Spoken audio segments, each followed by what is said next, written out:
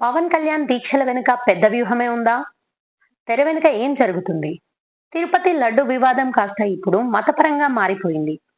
సనాతన ధర్మ పరిరక్షణకు నడుం కట్టుకున్నానంటూ జనసేనాని చేసిన వ్యాఖ్యలు, చేస్తున్న దీక్షలు రాష్ట్రంలో జరగనున్న పరిణామాలకు తార్కాణంగా నిలుస్తున్నాయి. మొత్తం వ్యవహారం వెనుక పెద్ద వ్యూహమే ఉన్నట్లు కనిపిస్తుంది. పూర్తి వివరాలు కావాలంటే ఈ వీడియోని ఎక్కడా స్కిప్ చేయకుండా చూడండి. ఇక వివరాల్లోకి వెళ్తే, తిరుపతి లడ్డు వివాదం సాక్షిగా ఆంధ్రప్రదేశ్లో రాజకీయ ముఖచిత్రం మారిపోనుందా అంటే అవుననే సమాధానం వినిపిస్తుంది రాజకీయ విశ్లేషకుల నుంచి. ఉప ముఖ్యమంత్రిగా పవన్ కళ్యాణ్ చేసిన వ్యాఖ్యలు అలవోకగా చేస్తున్నవి కాదనిపిస్తుంది. పక్కా వ్యూహం ప్రకారం హిందుత్వ ముఖచిత్రంగా మారేందుకు చేస్తున్నట్లు అనిపిస్తుంది. అదే జరిగితే ఏపీలో రాజకీయ ముఖచిత్రమే మారిపోవచ్చు. తిరుపతి లడ్డూలో వ్యవహారంలో మైలేజ్ పొందేందుకు ప్రయత్నించిన తెలుగుదేశం పార్టీ ఇప్పుడు ప్రశ్నార్థకంలో పడినట్టు అనిపిస్తుంది. ఈ వ్యవహారంలో ఉప ముఖ్యమంత్రి జనసేనాని పవన్ కళ్యాణ్ ఒక్కసారిగా పోరాటగలం ఎంచుకోవడమే కాకుండా చేస్తున్న వ్యాఖ్యలు, చేసే దీక్షలు అతడిని హిందుత్వం వైపుకు తీసుకెళ్తున్నాయి. తిరుపతి తర్వాత రెండవ పెద్ద పుణ్యక్షేత్రమైన విజయవాడ అమ్మవారి ఆలయ శుద్ధి కార్యక్రమాన్ని నిర్వహించారు. వెంకటేశ్వర స్వామికి అపచారం జరిగిందంటూ ప్రాయశ్చిత్త దీక్ష చేపట్టారు.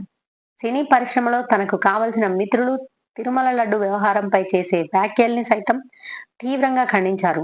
తమిళ హీరో కార్తీ మిత్రుడు ప్రకాష్ రాజ్ పై అందుకే ఘాటు వ్యాఖ్యలు చేశారు. హిందుత్వం ఫస్ట్ అంటున్నారు పవన్ కళ్యాణ్. సనాతనం జోలికి వస్తే సహించేది లేదంటున్నారు. అక్కడితో ఆగలేదు. కేంద్ర స్థాయిలో సనాతన ధర్మం బోర్డు ఏర్పాటు చేసి హైందవ ధర్మ పరిరక్షణను చేపట్టాలని డిమాండ్ చేస్తున్నారు.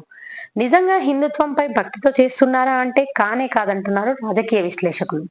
తెర వెనుక పెద్ద వ్యూహమే ఉందంటున్నారు. రాజకీయాల్లో దక్షిణాదికి ఉత్తరాదికి చాలా తేడా ఉంటుంది. దక్షిణాదిలో ఎప్పుడు స్థానిక అంశాలు, అభివృద్ధి, కులాలు, ప్రాంతీయ పార్టీలే ప్రతిపాదికగా ఉంటాయి. మతం ఆధారిత రాజకీయాలు పెద్దగా ఉండవు. దేశవ్యాప్తంగా హిందుత్వంకు కేరాఫ్ అని చెప్పుకునే బీజేపీ తెలంగాణలో ఇటీవల ఆ దిశగా పురోగతి సాధించింది. తమిళనాడులో అన్నామలై నేతృత్వంలో చేయాలని చూసినా ఫలితం దక్కలేదు. ఇప్పుడు ఆ రాష్ట్రంలో మరో సూపర్ స్టార్ విజయ్ రాజకీయాల్లోకి రావడంతో అక్కడ పరిస్థితులు అనుకూలించకపోవచ్చు. ఇక ఆంధ్రప్రదేశ్ లో పునాది వేసేందుకు బీజేపీ ఎప్పటి నుంచో ప్రయత్నిస్తుంది. ఇప్పుడు బీజేపీకి ఆప్తుడుగా కూటమి ఏర్పాటులో కీలక భూమిక వ్యవహరించిన పవన్ కళ్యాణ్ ఆ లోటు పూరించవచ్చని తెలుస్తుంది. ఇంకా స్పష్టంగా చెప్పాలంటే పవన్ కళ్యాణ్ వెనుక బీజేపీ ఉందనేది జాతీయ స్థాయిలో వినిపిస్తున్న మాట. అందుకే తిరుపతి లడ్డు దేశవ్యాప్తంగా చర్చనీయాంశమైంది అవుతుంది. హిందువుల పవిత్ర పుణ్యక్షేత్రం కావడంతో ఈ అంశాన్ని వదులుకోదలుచుకోలేదు. పవన్ కు ఉన్న సినీ అభిమానులు, జన సైనికుల సహకారంతో హిందుత్వంను బలంగా తీసుకెళ్లేందుకు ప్లానింగ్ జరుగుతుందంటున్నారు. అందులో భాగంగానే పవన్ కళ్యాణ్ కు హిందుత్వవాదుల నుంచి బలమైన మద్దతు లభిస్తుంది. ఇక తెలుగుదేశానికి చెక్ పెట్టనున్నారా?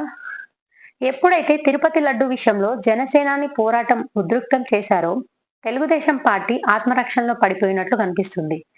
ఎందుకంటే నిన్నటి నుంచి తిరుపతి లడ్డు విషయంలో పవన్ మాటలే వైరల్ అవుతున్నాయి. పవన్ దీక్షలే హైలైట్ అవుతున్నాయి.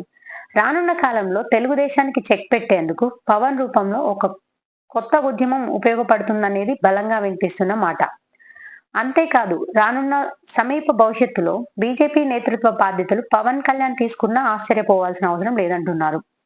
ఇప్పటికే జనసేన సభ్యత్వ నమోదు కార్యక్రమం కావచ్చు, లేదా నేతల్ని చేర్చుకోవడం కావచ్చు జోరుగా సాగుతుంది. ఇదంతా రానున్న కాలంలో టీడీపీకే దెబ్బ కొట్టొచ్చని ఓ వాదన. సరే, ఎవరి వాదన ఎలా ఉన్నా పవన్ కళ్యాణ్ దీక్ష రాజకీయాలు సక్సెస్ అయితే ఖచ్చితంగా ఇది ఏపీలో కొత్త రాజకీయ పరిణామాలకు దారితీస్తుంది. బీజేపీని పవన్ కళ్యాణ్ వాడుకుంటారా, లేక పవన్ కళ్యాణే బీజేపీని వాడుకుంటారా అనేది భవిష్యత్తు నిర్ణయిస్తుంది. ఈ వీడియో కనుక మీకు నచ్చినట్లయితే వెంటనే మన ఛానల్ని సబ్స్క్రైబ్ చేసుకోండి, వీడియోని లైక్ చేయండి, అలాగే మీ ఫ్రెండ్స్కి షేర్ చేయండి. Thank you.